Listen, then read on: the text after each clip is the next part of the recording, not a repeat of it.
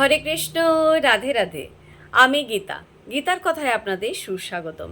আজকে আরেকটি ভিডিওতে গীতার সপ্তদশ অধ্যায়ের 23 নম্বর শ্লোকটি পাঠ করছি। আপনারাও কিন্তু আমার সঙ্গে অবশ্যই পাঠ করবেন। ওং নমো ভগবতে বাসুদেবায়, ওং নমো ভগবতে বাসুদেবায়, ওং নমো ভগবতে বাসুদেবায়, ওং তৎসৎ। হরে কৃষ্ণ। শ্লোকটি আমার সঙ্গে উচ্চারণ করবেন।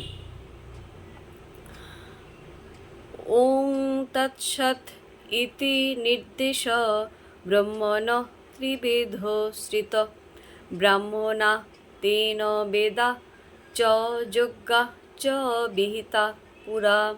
অনুবাদ: ওং তৎসৎ, এই 3 প্রকার ব্রহ্ম নির্দেশক নাম শাস্ত্রে কথিত আছে।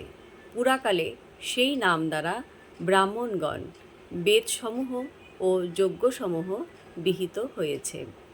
তাৎপর্যে বলেছে, পূর্বেই ব্যাখ্যা করা হয়েছে যে তপস্যা, যজ্ঞ, দান ও আহার 3 ভাগে বিভক্ত: সাত্ত্বিক, রাজসিক ও তামসিক।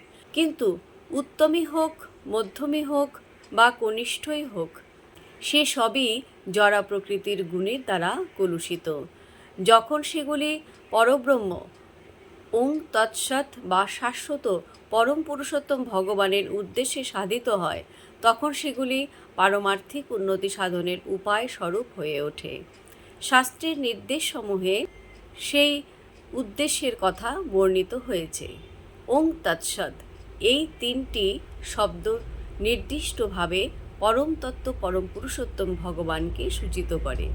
বৈদিক মন্ত্রে সর্বদাই ওম শব্দটির উল্লেখ দেখতে পাওয়া যায়।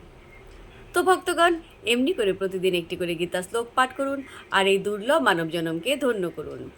আমাকে যারা যারা কমেন্ট করেছেন তাদের নামগুলো নিচ্ছি: বন্দনা রয়, ধনঞ্জয় ওঝা, সাথী বণিক, সীমা সরকার, শর্মিলী ঘোষ, দেবদাস পাল, সুকান্ত কুমার পণ্ডিত, সুমিতা সাহা।